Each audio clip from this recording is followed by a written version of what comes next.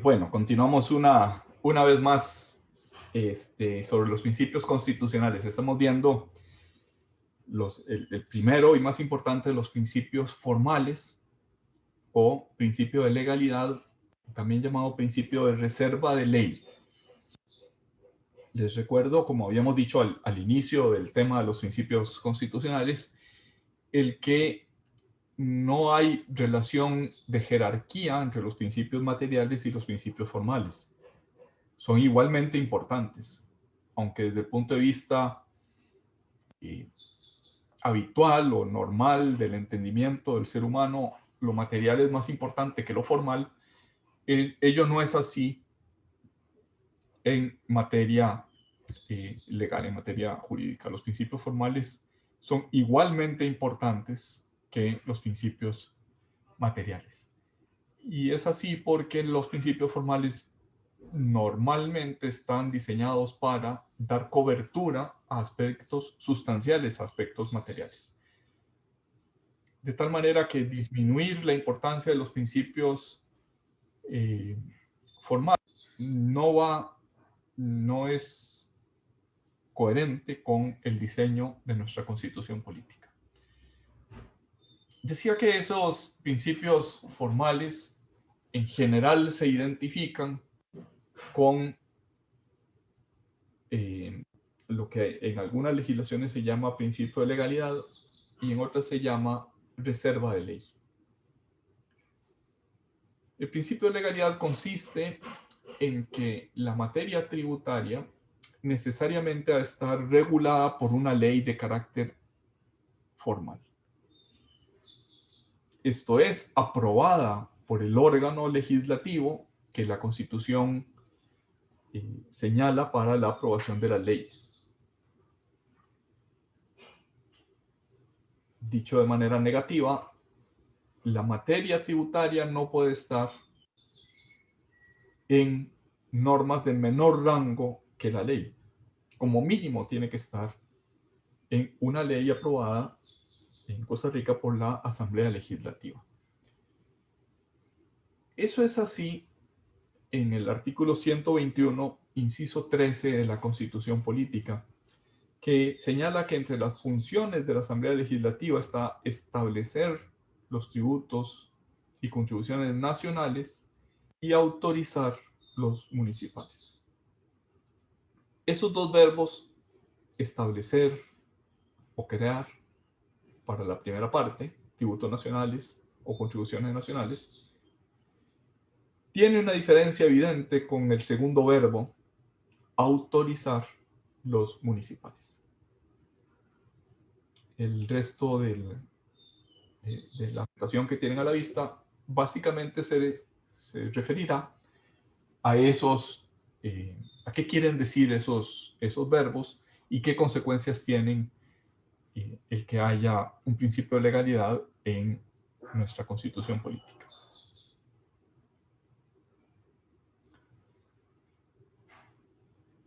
El principio de legalidad dice, el tributo tiene que estar establecido, creado en la ley. El principio de reserva material de ley es una ampliación de ese principio de legalidad formal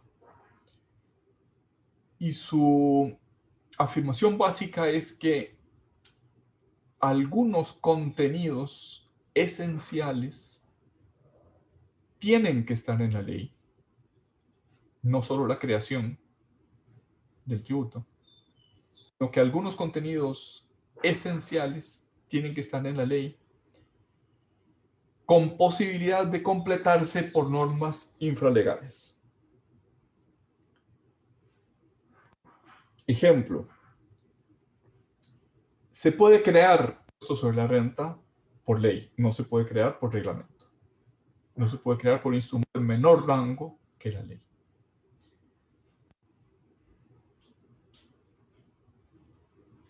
Pero no basta la creación.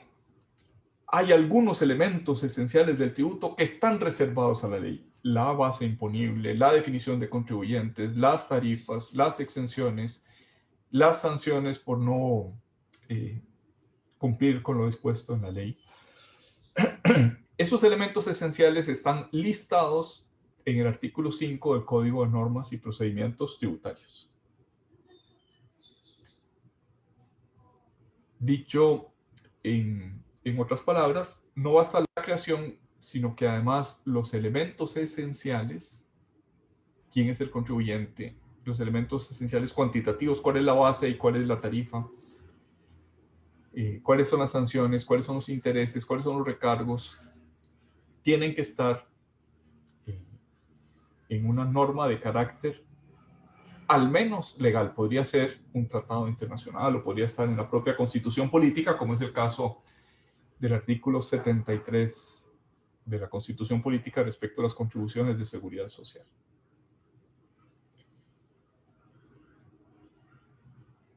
Me parece que hasta aquí llega el consenso bastante universal de cuál es el contenido de este principio de reserva material de ley. Hay algunos, no solo legalidad formal, sino que hay algunos elementos esenciales del tributo que deben estar regulados en la ley, pero hay la posibilidad de completarlos con algunas normas de carácter infralegal. Por ejemplo, la administración tributaria puede ser autorizada por la ley para actualizar los montos de deducción por el cónyuge, por los hijos, de acuerdo con los índices de precios al consumidor establecidos por el Instituto de Estadística y Censos. Eso está así en el artículo 15 y en el artículo 33 de la Ley del Impuesto sobre la Renta. Entonces, los elementos esenciales: será deducible un monto por el cónyuge y por los hijos, están en la ley, pero además pueden completarse por una norma infralegal. La actualización de sus valores puede estar delegada en el Poder Ejecutivo, puede estar delegada en la Administración Tributaria. En el caso que les dije de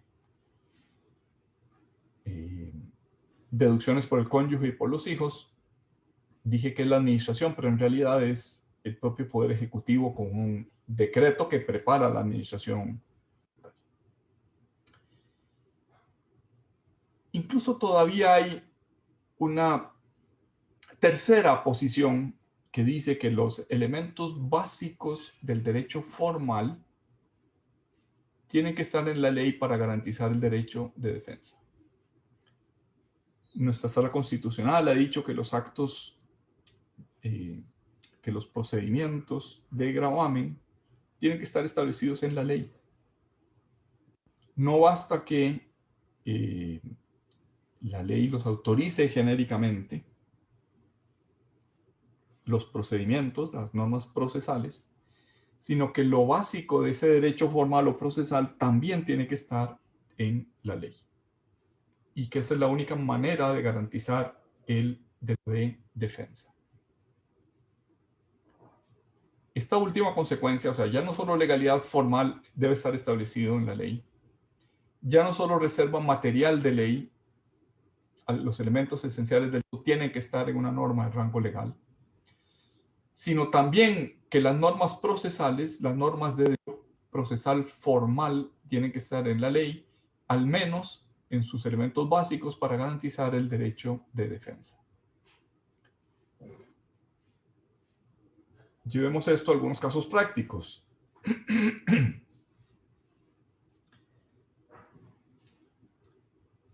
La ley constitutiva de la Caja Costarricense del Seguro Social no contiene normas procesales, o mejor dicho, las normas procesales que contiene son realmente muy incipientes.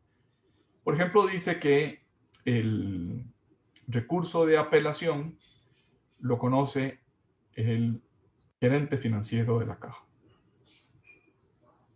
Pero la verdad es que la mayor parte del procedimiento, por ejemplo, cuáles son los plazos, por ejemplo, cuáles son los recursos, por ejemplo, cuál es el acto que se convierte en líquido y exigible, si se puede impugnar o no se puede impugnar, si hay contradicción, principio de contradicción de la prueba, quién juzga esa contradicción de la prueba, si las audiencias son orales o son escritas, no están en la ley.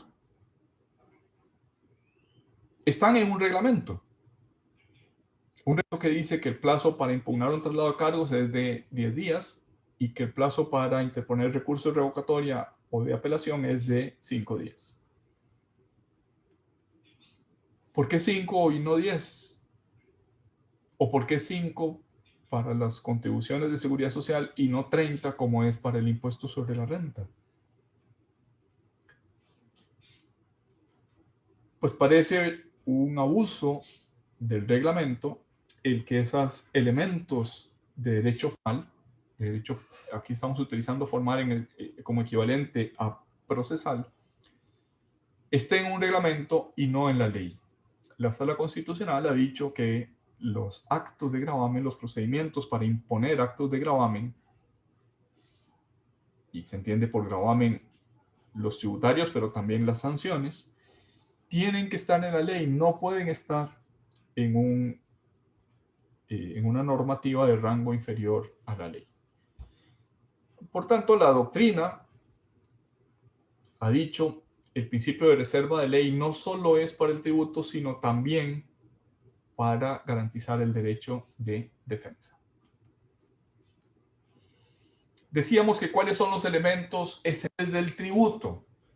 Son los que están en el artículo 5 del Código de Normas y Procedimientos Tributarios. A saber, hecho generador en todos sus elementos. Recuerden que más adelante tendremos, es un tema del programa, los elementos del hecho generador. Nos tomará 1 o 2 clases hablar sobre esos elementos.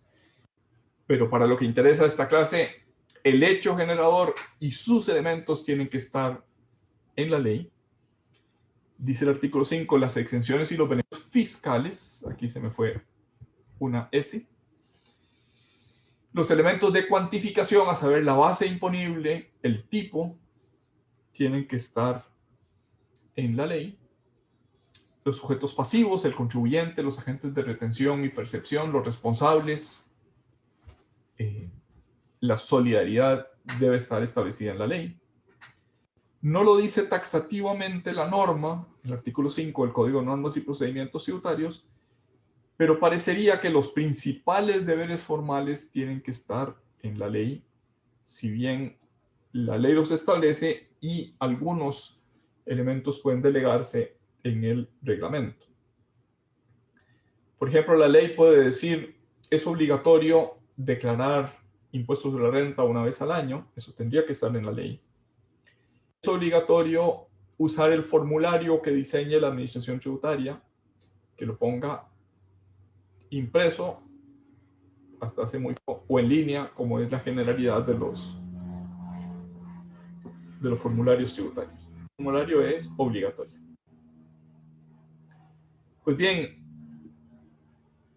lo que diga ese formulario, pues tal vez ya no está en la propia ley, pero evidentemente el reglamento y el formulario, que a veces es, digamos, un elemento normativo de carácter ínfimo, más abajo que el reglamento, tienen que reflejar lo que diga la ley. No puede haber contradicciones entre lo que diga la ley. Regresemos a aquel tipo, esto es los porcentajes, las tarifas, tienen que estar establecidos en la ley, pero la ley establecido un máximo y un mínimo puede delegar en el Poder Ejecutivo que se mueva entre ese máximo y ese mínimo. Podría decir la ley del impuesto al valor agregado, la tarifa general es entre el 15, el 13 y el 15%, y el Poder Ejecutivo podrá, en la ley de presupuesto de cada año, decidir, bueno, proponer a la Asamblea para que la Asamblea decida entre 13 y 15.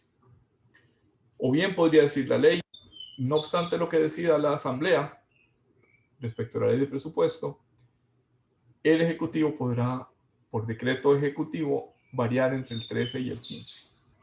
Hay es que entre esos límites máximo y mínimo haya razonabilidad. Y les voy a poner un ejemplo de falta de razonabilidad para explicar qué es lo que quiero decir. En los años 70 se aprobó un impuesto, una parte importante del cual todavía está vigente, que se llama impuesto selectivo de consumo. Y el artículo 12 de la Ley de Impuestos Selectivos de Consumo dice que el legislador, me corrijo, que el Poder Ejecutivo aplicaría la tabla de tarifas que iba anexa a esa ley, pero que podía modificar la tarifa hasta en un 150%. Me corrijo, no hasta un 150%, hasta en 150 puntos porcentuales, que es un poquito distinto del 150%. Esto es, si el impuesto era 30%, el Poder Ejecutivo por decreto podía elevarlo hasta 180%, es decir, podía añadirle 150 puntos porcentuales a esa tarifa establecida en la ley. También decía ese artículo 12 de la Ley de Impuestos Selectivos de Consumo que el Poder Ejecutivo podía no solo variar la tarifa hasta en 150 puntos porcentuales, sino que también podía imponerla sobre sucedáneos de los bienes que ahí estaban grabados. ¿Saben qué es un sucedáneo? ¿Alguien tiene idea de qué es un sucedáneo?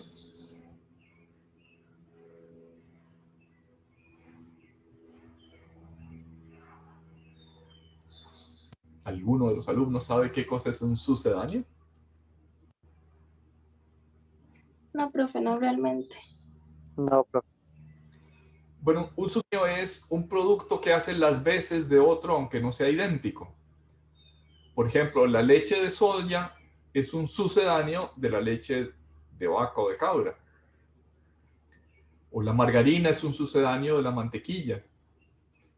Entonces, cuando la ley de impuestos selectivos de consumo establecía está grabada la mantequilla,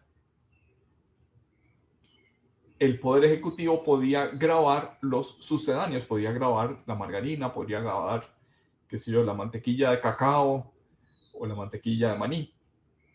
Los sucedáneos son los que hacen las veces de el mismo producto, pero tiene la misma función. Como un sustituto.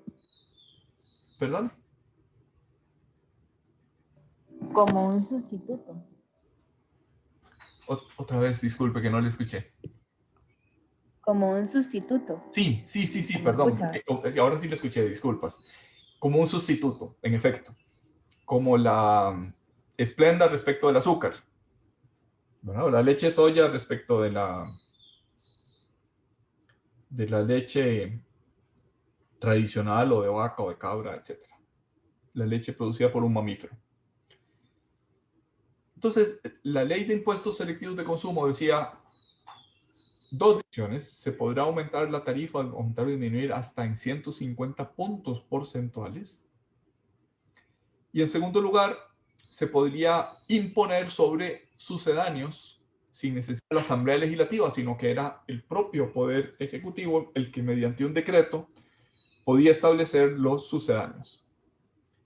Pues bien, con la crisis de los años 80, el gobierno de Rodrigo Carazo, hacia la mitad de su periodo fiscal, de su periodo constitucional del 78 al 82, en el año 80, hubo una crisis económica importante. Y aquello también fue una crisis política. Es la primera vez que hubo riesgo de no aprobarse el presupuesto de la República en los plazos que vencen el 30 de noviembre, establece la Constitución política. A diferencia, por ejemplo, de la Constitución estadounidense, la costarricense no dice qué pasa si no se aprueba el presupuesto. Muchas constituciones, la española, por ejemplo, dicen si no se aprueba el presupuesto, queda vigente el presupuesto del ejercicio anterior. En Costa Rica eso no existe, esa norma no existe. Realmente nunca sucedió y no se sabe qué pasaría cuando suceda. En el 78, perdón, en el 80 fue la primera vez que hubo riesgo inminente. Se aprobó el presupuesto a las 11 de la noche del 30 de noviembre, casi a las 12.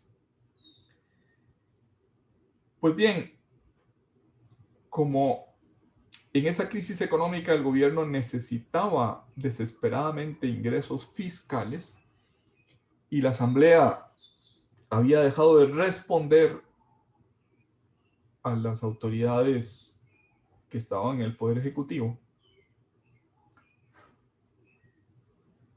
y decidieron no aprobarle los tributos que quería el Poder Ejecutivo.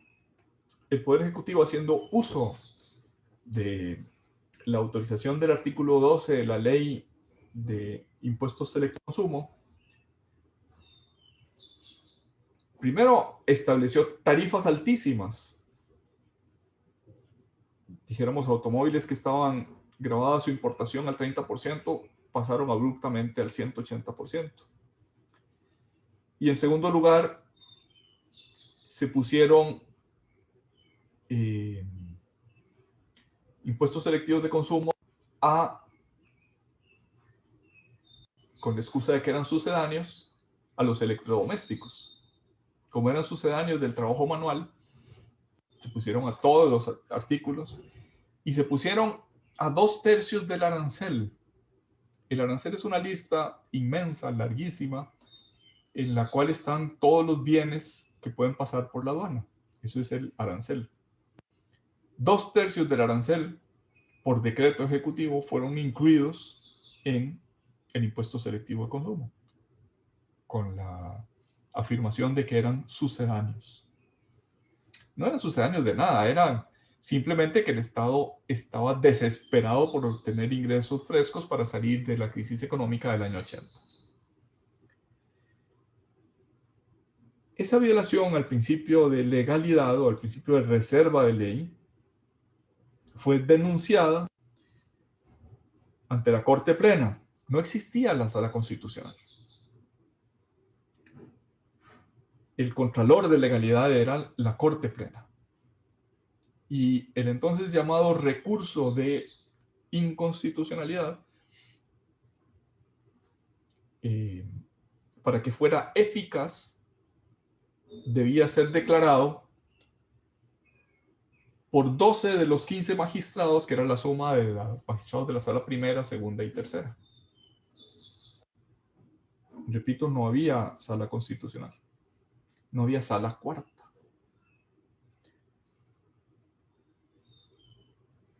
Las acciones del Poder Ejecutivo fueron declaradas inconstitucionales, si no me acuerdo mal, por 9 de los 15 magistrados. Es decir, por mayoría. Pero por una mayoría ineficaz para que el recurso de inconstitucionalidad fuera eficaz, para que saliera del ordenamiento jurídico la norma tachada de inconstitucionalidad, se necesitaba que 12 de los 15 estados así lo declararan. Y solo no recuerdo cuántos, pero menos que 12. Ello, sin duda, fue un escándalo. Y influyó decisivamente para la creación de la Sala Constitucional. Se dijo, una sala que sea especializada en materia constitucional, que no sea ni la sala penal, ni la sala laboral, ni la sala civil de casación, sino una sala específicamente competente en materia constitucional. Se creó la sala y una de las primeras acciones de inconstitucionalidad fue contra ese artículo 12 de la Ley de Impuestos Selectivos de Consumo, atacando la violación al principio de legalidad o reserva de ley. Y la sala, por una diferencia mínima, es decir, 3 magistrados de los 7 votaron que era inconstitucional y 4 votaron que no había roce constitucional, declaró sin lugar la acción de inconstitucionalidad contra el artículo C de la Ley de Impuestos Selectivos de Consumo. Dijo la Sala Constitucional, y había dicho antes la Corte Plena, que el principio de reserva legal en Costa Rica no era absoluto, sino que era relativo. Y eso quería decir que los elementos esenciales del tributo tenían que estar en la ley, pero podían completarse por normas infrarlegales. Eso quiere decir relatividad del principio. Absoluto, todo tiene que estar en la ley. Relativo, los elementos esenciales tienen que estar en la ley y ellos pueden delegarse siempre y cuando el legislador marque un máximo y un mínimo. El Poder Ejecutivo se puede mover dentro de ese máximo y un mínimo. Pero ese máximo y un mínimo, lo dijo la Sala Constitucional, ya no lo dijo la Corte Plena, tienen que ser razonables. Si no son razonables, son una burla al principio de reserva de ley. Pongamos un ejemplo de lo que quiero decir.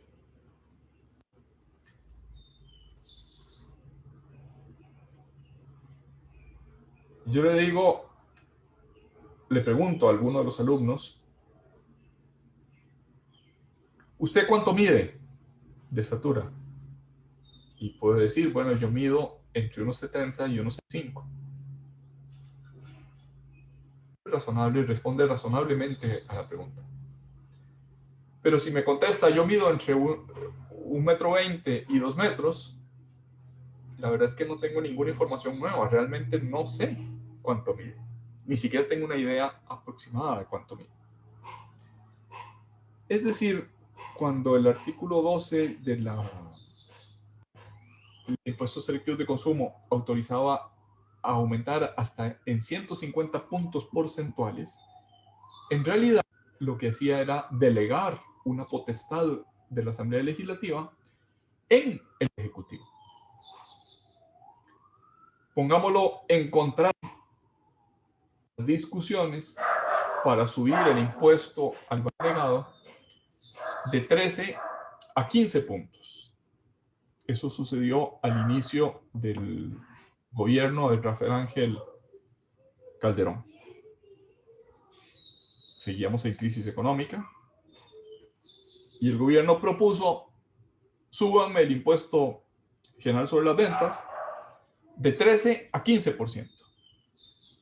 Bueno, aquello fue un polvorín. Fue, aunque ya pasó hace muchos años y quizás ustedes no recuerden, o probablemente no se acuerden porque quizás o no habían nacido o eran demasiado jóvenes para acordarse, pues fue comparable a las huelgas y paro nacional que hubo con la aprobación de la ley 9635 de fortalecimiento de las finanzas públicas en el año 18.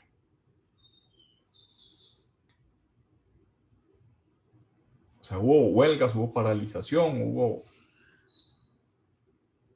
el gobierno estuvo en jaque, tuvo que poner en juego todas sus habilidades políticas. Y finalmente lo que se le aprobó al gobierno es que por un plazo de 2 años, esto iba a subir a 15%, el tercer año bajaba a 14% y el último año regresaba al 13% original.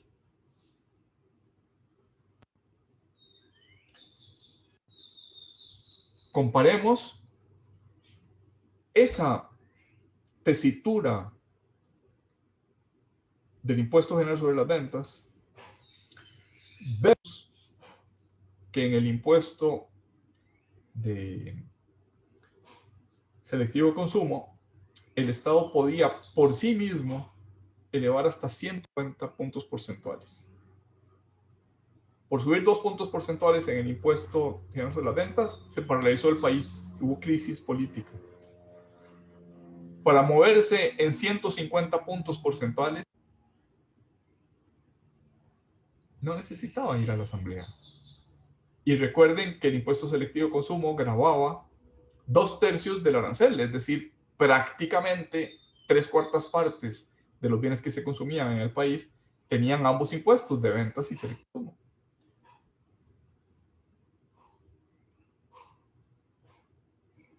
Dicho en otras palabras, la relatividad del principio implica que los elementos esenciales, también la tarifa, no solo están en la ley, sino que entre límites y máximos razonables, y subrayo razonables, pueden delegarse al Poder Ejecutivo.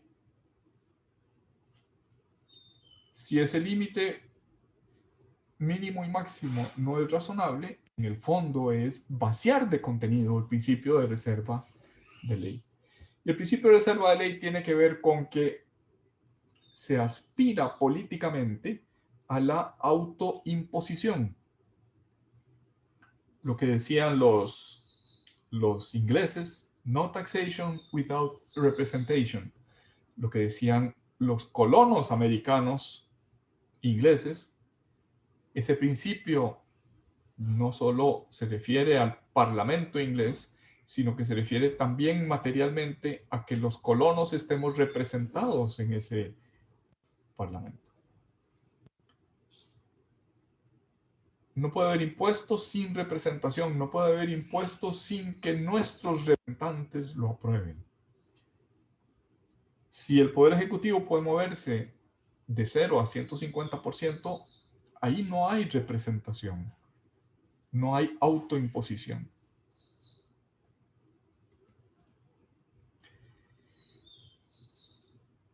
Ahora, estando claro en el artículo 5 de que también las infracciones, en el artículo 5 del Código Tributario, también las infracciones tienen reserva de ley, podríamos preguntarnos si ese matiz de relatividad que hemos explicado respecto del impuesto también aplica para las infracciones administrativas. Y yo diría que sí. Las infracciones administrativas penadas con una multa, en cierto punto, hasta cierto punto pueden la conducta prohibida estar mediada o estar establecida en una norma de rango legal. Por ejemplo, dice la ley de impuestos sobre la renta, hay que presentar una declaración de precios de tenencia. ¿Cuándo? Una vez al año, en la fecha que indique la administración. Y la administración, a pesar de que esa norma ya tiene varios años de estar en el ordenamiento, nunca ha indicado esa fecha, nunca ha puesto ese formulario para declarar, hacer la declaración de precios de transferencia. Y todos los años dice, el próximo año lo establezco. Y es lo cierto que a pesar de que tiene, la ley se aprobó en el año 2018, lo pospuso en el 19, lo pospuso en el 20 y hay bastantes probabilidades de que vuelva a posponerlo en el 2021. ¿Hay un matiz de relatividad? Sí, porque hay una delegación de la ley del impuesto sobre la renta en la administración tributaria para establecer la fecha. ¿Qué dijo la ley? Una vez al año. ¿Qué dice el reglamento? Que no, cuando yo tenga listo el formulario. Otro tanto podría decirse de los deberes de colaboración. Las infracciones al deber de colaboración, que típicamente son, se impondrá una multa al que no presente la declaración informativa de terceros, pero el contenido de esa declaración informativa de terceros lo define la administración tributaria y lo define mediante una resolución de carácter general que dice, pues hay que declarar de terceros los alquileres, los intereses, los honorarios y 3 o 4 conceptos más. Es decir, la infracción de no presentar el formulario, que es el formulario de 150 y otros para otros casos en particulares, esa infracción administrativa está establecida en la ley. El que no presente la declaración será penado por esta multa. Pero la conformación de la conducta infractora, a saber, el que no presente la declaración de alquileres, de intereses, etcétera, que superen 5 millones de colones, en el caso de los alquileres que superen 250.000 colones.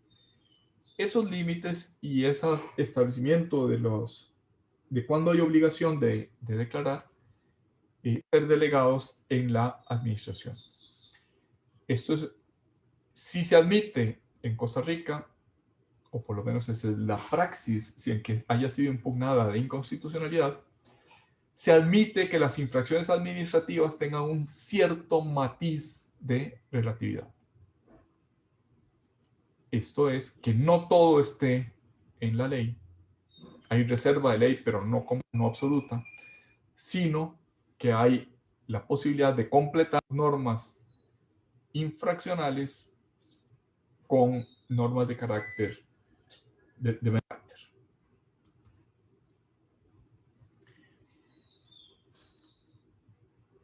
Vamos a pasar al tema. Recuerdan que les mencioné que el 121.13 habla de autorizar los impuestos municipales. Caramba, estoy teniendo inestabilidad eléctrica. ¿Sí me escuchan todavía? ¿No se ha ido el internet? Sí, lo escuchamos, profe. Bueno, pero no se me ha caído la conexión entonces. Si se me cae es que estaba viendo idas y venidas de la electricidad, perdón.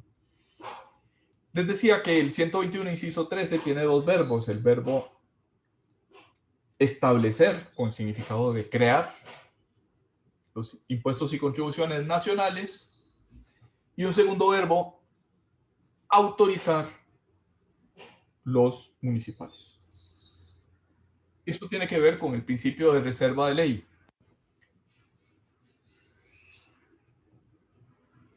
Que está mediado por otros principios constitucionales, a saber, el principio de autonomía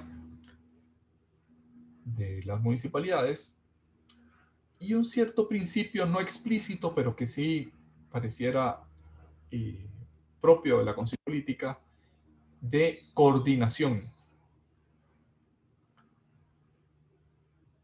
¿Qué quiere decir autonomía? Quiere decir que los impuestos municipales solo pueden tener o pueden ser creados por iniciativa municipal. Cuando se dice que la Asamblea Legislativa los autoriza, es que la iniciativa es del Consejo Municipal y la Asamblea Legislativa los aprueba o imprueba. No puede modificarlos. No tiene iniciativa de ley la Asamblea, pero la tiene el Consejo Municipal. Y propuesto por el Consejo Municipal, solo puede aprobar o improbar la ley que los crea. Esto a veces se ha entendido en el sentido de que el Consejo Municipal tiene un poder tributario originario. ¿Qué quiere decir originario en este contexto? Quiere decir que está reconocido en la propia Constitución política. No obstante, otros autores dicen que el poder originario es aquel que se reconoce al Estado y no el que se reconoce a los subnacionales. Y que eso, según los que sostienen esta teoría, de que el poder local no es originario, tiene que ver con que el Consejo Municipal no puede establecer el impuesto por sí mismo, sino que necesita el concurso de la Asamblea Legislativa. Por tanto, dicen los autores que dicen que ese poder tributario municipal no es originario, eso significa para ellos que el poder tributario se ejerce por iniciativa municipal, mas no completamente, puesto que se requiere una intervención de la Asamblea Legislativa. Dicen estos autores, el poder tributario originario es del Estado, no del gobierno central, no del gobierno municipal, sino del Estado. Pues ya sea que se entienda en el primer sentido lo de originario o en el segundo sentido del originario, parece evidente el que la hacienda municipal no puede estar descoordinada con otros poderes tributarios y no puede estar descoordinada con la política tributaria nacional. Esto es, el poder tributario local debe asegurar una igualdad básica. Puede haber pequeñas diferencias. Puede ser que yo prefiera estar en la municipalidad de Escazú y no en la de Alajuelita, porque la municipalidad de Escazú tiene, por decirlo así, mejores servicios o algunos servicios que no presta la municipalidad de Alajuelita. Y yo tengo el derecho de trasladarme al lugar donde haya los servicios de mi preferencia. No obstante, ese poder tributario local o municipal no puede ser tal que no esté garantizada esa igualdad básica. Esto es la diferencia entre los servicios que preste la municipalidad de Alajuelita y los servicios que presta la municipalidad de Escazú. No puede ser tal que haya una desigualdad violatoria de la Constitución. Puede haber desigualdades, pero no esenciales.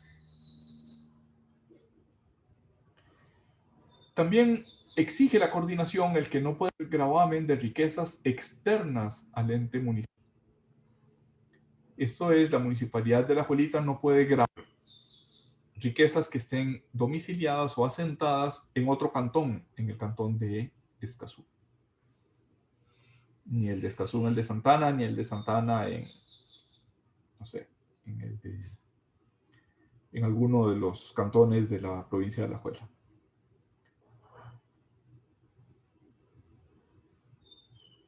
No puede haber gravamen de riquezas externas al ente impositor local. Y tampoco puede haber barreras al comercio interno, es decir, los impuestos de la hacienda municipal o de la hacienda local no pueden ser una barrera al comercio entre escazuseños y alajuiteños, o en general barreras al comercio interno en todo el territorio costarricense. Y además se debe evitar la plurimposición. Plurimposición es un concepto que supera el concepto de doble imposición para que dos o más imposiciones sobre la misma riqueza. Por ejemplo, en el impuesto de patentes municipales, que es un impuesto sobre los ingresos brutos de las empresas, solo se puede gravar la riqueza del cantón. Se podría gravar, por ejemplo, si la empresa está en Calle Blancos y le corresponde la Municipalidad de Guadalupe. Pensemos, por ejemplo, en Coca-Cola, que está en Calle Blancos. No podría la Municipalidad de Guadalupe gravar las ventas de Coca-Cola que se hagan en Liberia, aunque se produzcan en Calle Blancos. Solo las que se vendan en Calle Blancos. Esto quedó bastante explícito en materia de impuesto de patentes municipales en varios casos en el que algunas municipalidades, nuevamente la de Guadalupe, trató de gravar las ventas de Recope porque las oficinas centrales de Recope estaban en Barrio Turnón, es decir, en el cantón de Guadalupe. Y lo que dijo los tribunales contenciosos administrativos y dijo también la Procuraduría General de la República es que tenía obligación la municipalidad de establecer un sistema que distinguiera cuáles ingresos correspondían al cantón y cuáles no. Especialmente una empresa de importancia nacional como Recope, no podía ser que cada cantón por los que pasaba el oleoducto pretendiera gravar la totalidad de las operaciones de Recope. Eso sería plurimposición y no tendría amparo constitucional. A veces decimos que el poder tributario local, o a veces decimos no, a veces dicen los doctrinarios, los autores doctrinales de esta materia, que el poder originario le compete a los que tienen potestad legislativa. En Costa Rica, lo único que tiene potestad legislativa es el Estado Nacional. Y los que no tienen potestad legislativa no tienen poder tributario originario. Noten que esta teoría es distinta de la que dije al inicio. La que dije al inicio es, si está reconocido el poder de imposición en la Constitución, ese es originario. Si no está reconocido en la Constitución, entonces es derivado. Otros autores dicen no, para que el poder legislativo sea, para que el poder tributario sea originario, eso solo se reconoce a entes con potestad legislativa y no se reconoce a entes sin potestad legislativa.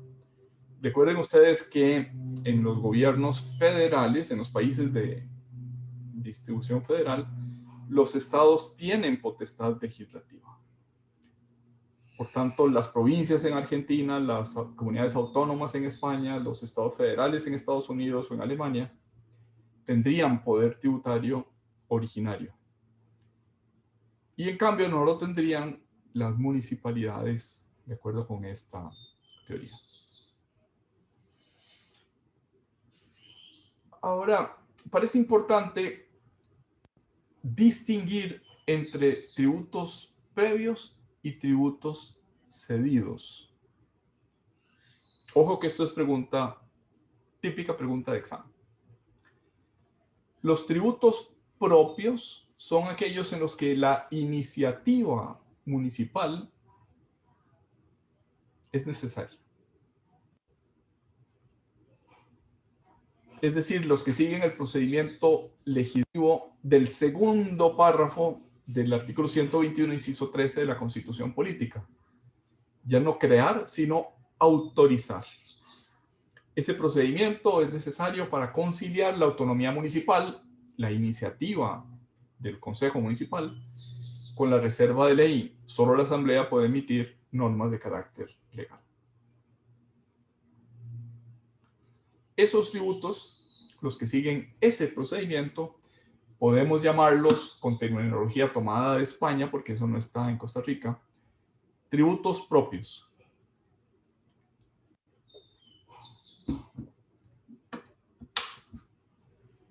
Dice la Sala Constitucional en ese voto que está al final de la mina, 1631 del año 91, que el procedimiento es especial tanto por la iniciativa como por la prohibición de enmienda, que solo puede aprobar o reprobar, aprobar o improbar.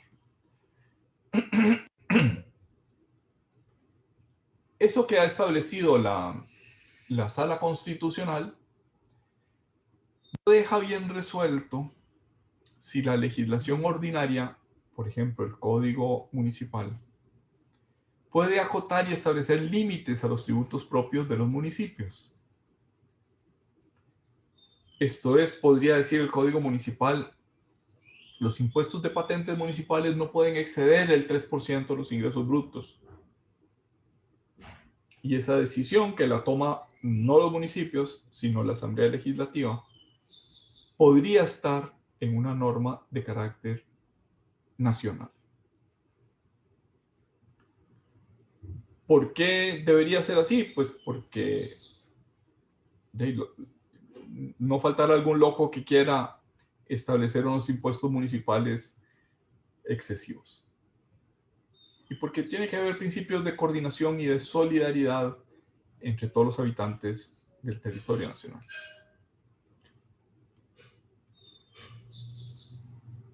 La coordinación exige que por ley ordinaria se limiten los hechos generales que pueden asumir los proyectos de los impuestos municipales.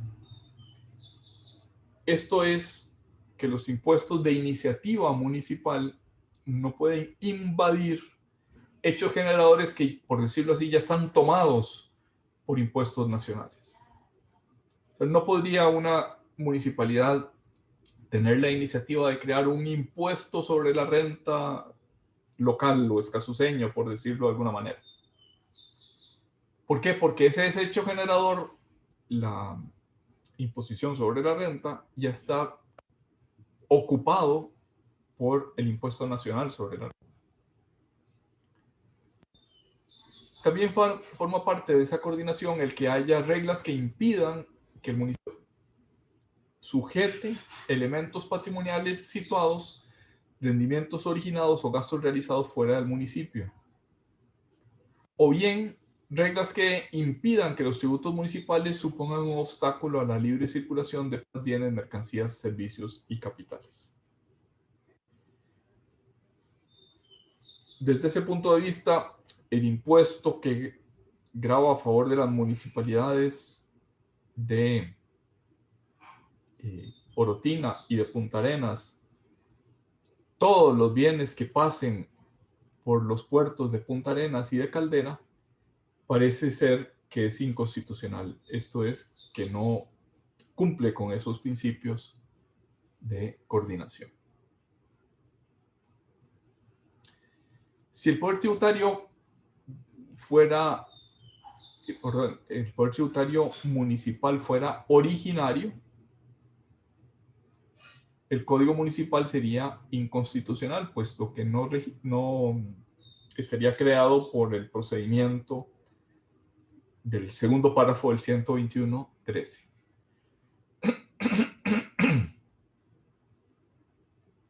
Esto es, de acuerdo con la Sala Constitucional, aunque no utilizó las palabras originario o derivado, pues sí parece lógico pensar que existen partes de la legislación tributaria que no son originarias, sino que son nacionales, son del Estado costarricense. En este voto que de 1930, del año 95, que se refiere al impuesto de bienes inmuebles, impuesto que grava todas las propiedades inmobiliarias del país, dijo la Sala Constitucional que aunque ese impuesto estaba creado por la Asamblea Legislativa y no por el procedimiento de iniciativa local, dijo que era constitucional crear ese impuesto de incidencia municipal, o sea que realmente lo administraba y el fruto de ese impuesto se lo apropiaba a cada municipio, considerándolo un impuesto cedido. Usó esa palabra la Sala Constitucional, de recaudación y admisión cedida, que está tomada obviamente de la legislación española, donde los impuestos cedidos están expresamente puestos en la Ley de Haciendas Locales española. De impuesto cedido, esto es un impuesto nacional, puede cederse a las municipalidades. En ese supuesto puede crearse por la Asamblea Legislativa en todos sus perfiles y puede cederse la recaudación y administración a las municipalidades. Pero eso no sería posible si los intereses y servicios locales no van a ser financiados por los municipios, esto es, por los habitantes del municipio, en los cuales sí sería necesaria la iniciativa municipal. ¿Cuáles son estos tributos en los que sí es necesaria la iniciativa municipal? El impuesto de patentes municipales y las diferentes tasas que financian servicios que la municipalidad presta a los habitantes de ese municipio.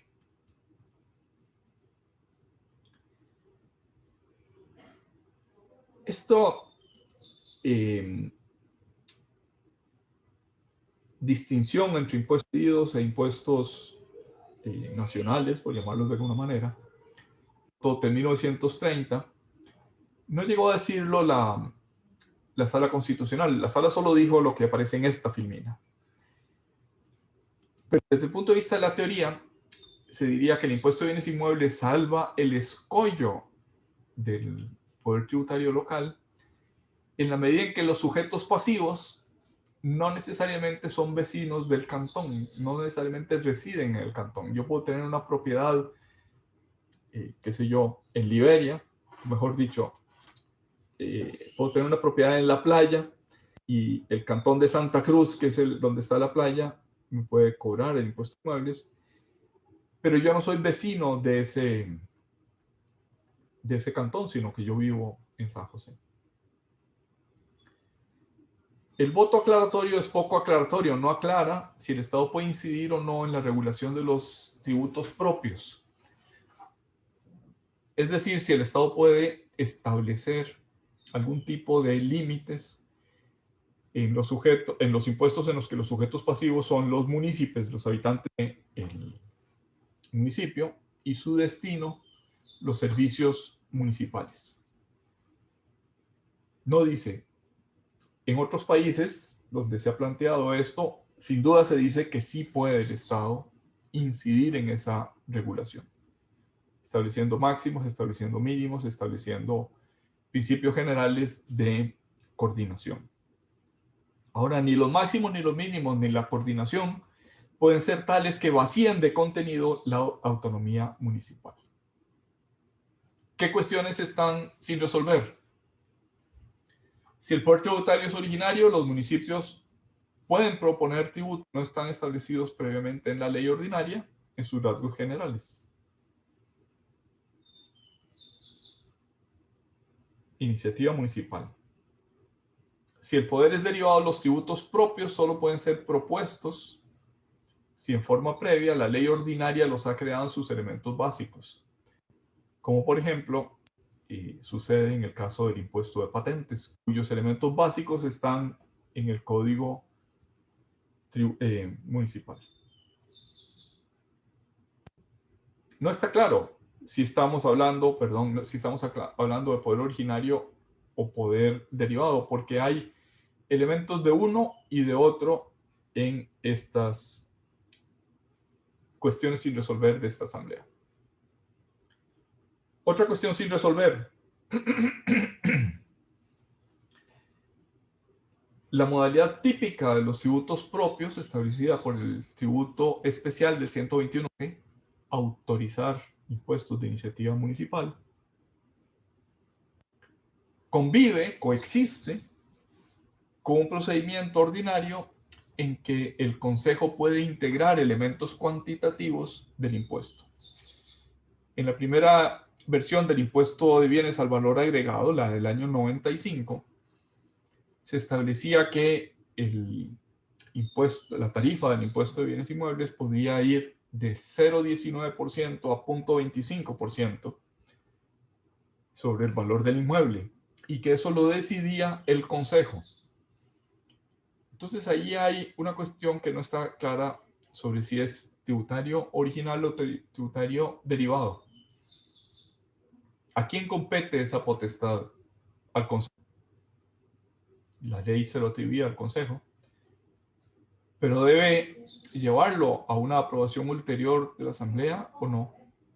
O basta el propio Consejo, pero no siguiendo el procedimiento especial del 121.13, sino por un acuerdo del Consejo, como era el caso en la primera versión del impuesto de bienes inmuebles. Duró como año y medio más o menos esta primera versión.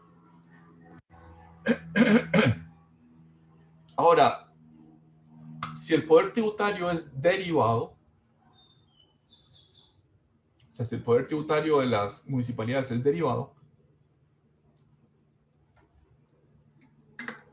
no podría afectar regímenes de incentivos previstos en la ley ordinaria.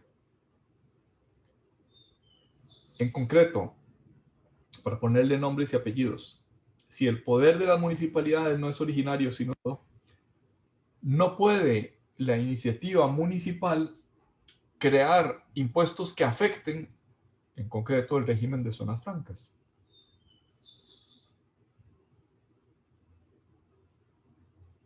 Si el Estado costarricense le ofrece a un inversionista del exterior, invierta en Costa Rica y yo le exonero del impuesto de bienes, perdón, de de renta y lo exonero de los impuestos a las importaciones y lo exonero del impuesto de patentes, no podría la municipalidad, creando un nuevo impuesto de patentes,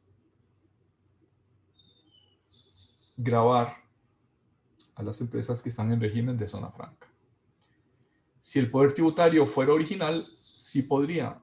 Si es derivado, no podría. Ese es algo que está que resolver en la legislación costarricense. Cuando se planteó ese problema, se resolvió por una vía bastante indirecta. Dijo los dictámenes de la Procuraduría General de la República, todas las municipalidades, o sea, la situación de hecho es que todas las municipalidades tenían impuestos de patentes municipales. Y si se creaba un nuevo impuesto de patentes municipales, es decir, si la municipalidad de Belén, que pretendía cobrarle impuestos a Intel, que estaba establecido en el cantón de Belén, para hacerlo dijo, bueno, pues yo creo un nuevo tributo de patentes. Y ese nuevo tributo de patentes, como sería posterior a la ley de zonas francas y al contrato por el que el Estado le otorgó exención a Intel, me permitiría cobrarle a Intel el impuesto de patentes municipales. Recuerden que Intel era, bueno, y sigue siendo una parte importantísima del Producto Interno Bruto. O sea, tanto que las estadísticas de Costa Rica sobre el Producto Interno Bruto se con y sin Intel. Así de importante es la influencia de Intel en el Producto Interno Bruto costarricense.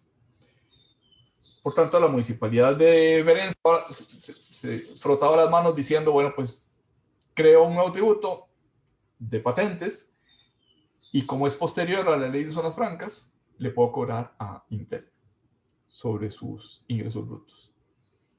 Pues bien, la Procuraduría dijo y los tribunales respaldaron a la Procuraduría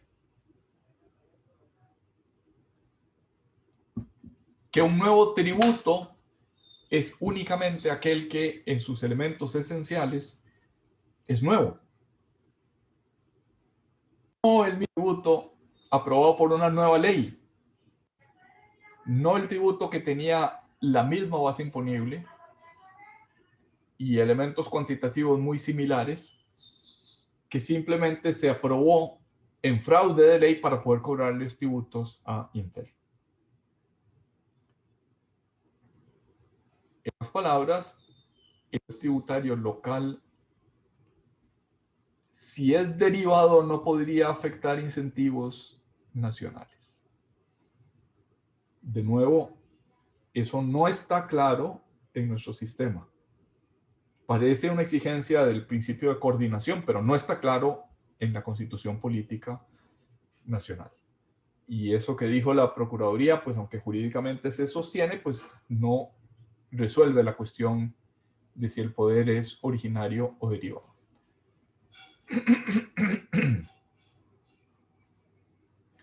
En este dictamen del 2005, también relativo al impuesto de bienes inmuebles, dijo la Procuraduría que los gobiernos municipales son entes autónomos los cuales ostentan una potestad tributaria derivada.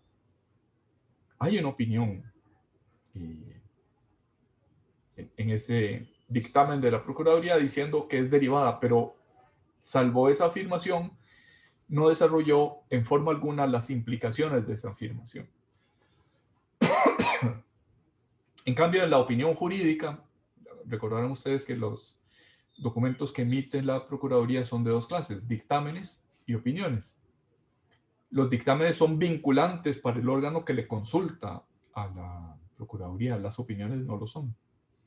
A 3 años después, en la opinión jurídica 75 del 2008, dijo la Procuraduría, para la Sala Constitucional, las municipalidades están dotadas de una potestad tributaria originaria y no dada, tesis que no compartimos.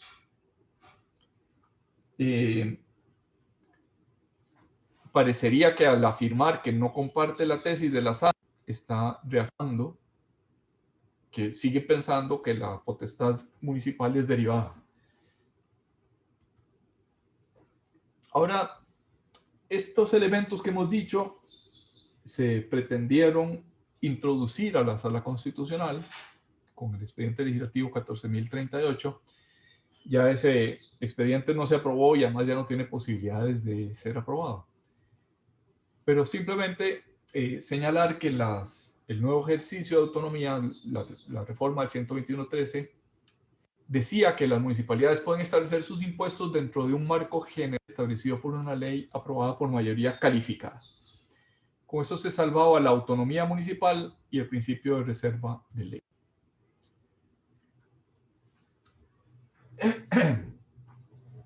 En cuanto a las tasas, ha dicho la Sala Constitucional que no requieren aprobación legislativa.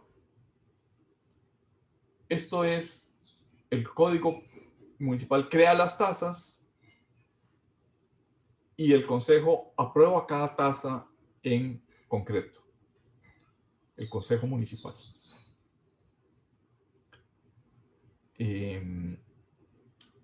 La creación respetaría el principio de reserva de ley. Está en una norma de rango legal, el Código Municipal. Los elementos esenciales estarían en esa ley. El monto de los servicios más un 10% para desarrollo. Y el Consejo es la que aprueba en concreto la tasa de recogida de basuras en el municipio de Alajuelita de tanto. Dijo en ese voto 5.445 del año 99 en la Sala Constitucional que las tasas cumplen el control de legalidad porque un órgano auxiliar de la Asamblea, que se llama Contraloría General de la República, verifica su conformidad o no con ese código municipal. En otros países se dice, en España, que el Consejo crea las tasas, no están creadas por ley, sino que están creadas por el Consejo, y el alcalde crea los precios públicos. Ese sistema no existe en Costa Rica. En Costa Rica, tasas y precios públicos no están distinguidos en el Código Municipal.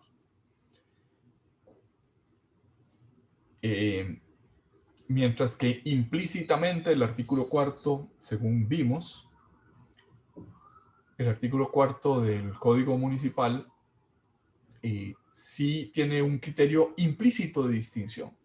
Dice ese artículo 4, no son tasas aquellos que no corresponden a servicios inherentes al Estado. Por tanto, podríamos decir, si el servicio es de solicitud o de reserva obligatoria, lo que se cobre por él es una tasa. Por ejemplo, no es el caso, pero si lo fuera, si se cobrara una tasa por la emisión de la cédula de identidad, eso sería, pero no sería un precio público, sino que sería una tasa. También sería tasa si no es susceptible de prestación por iniciativa privada. Y con esto queremos decir que implica actos de autoridad o por haber reserva a favor del ente, aunque se pueda concesionar. El uso de una autopista, por ejemplo, se puede concesionar y lo que se cobra por usar la autopista, a saber, peaje, sería pues una tasa, no sería precio público. Según la jurisprudencia de la Sala Constitucional, lo que se cobra por el uso privativo de la propiedad inalienable del Estado, ¿se acuerdan que yo les comenté que hay, esto es una figura muy estudiada en otros países, el uso de la propiedad pública, el uso privativo de la propiedad pública es una tasa. Por ejemplo, el municipio de Madrid le cobra a los restaurantes, o el municipio de París le cobra a los restaurantes que hacen uso de la acera para poner sillas y explotar ese espacio público de manera privada. Eso pues no está reconocido como una tasa en Costa Rica. Y lo más parecido que tenemos es el canon de la zona marítimo terrestre, lo que cobra la municipalidad porque el Estado le concesione, no sé, a un hotel la construcción en zona marítimo terrestre, en los 200 metros de la zona marítimo terrestre, la construcción de ese hotel y la explotación privada de ese bien demanial o de propiedad pública. Según la Sala Constitucional, en mi opinión, de manera errónea, ha dicho que eso no es una tasa, sino que es un precio público. Y con eso lo que ha dicho es, no está sometido al régimen de reserva de ley. No está sometido a elementos cuantitativos a la ley, sino que puede ser de menor jerarquía que la ley, la determinación de esos precios públicos. Y colorín colorado, hasta ahí llega la exposición que tenía preparada para el día de hoy. Estoy a su disposición si hay dudas, preguntas o comentarios.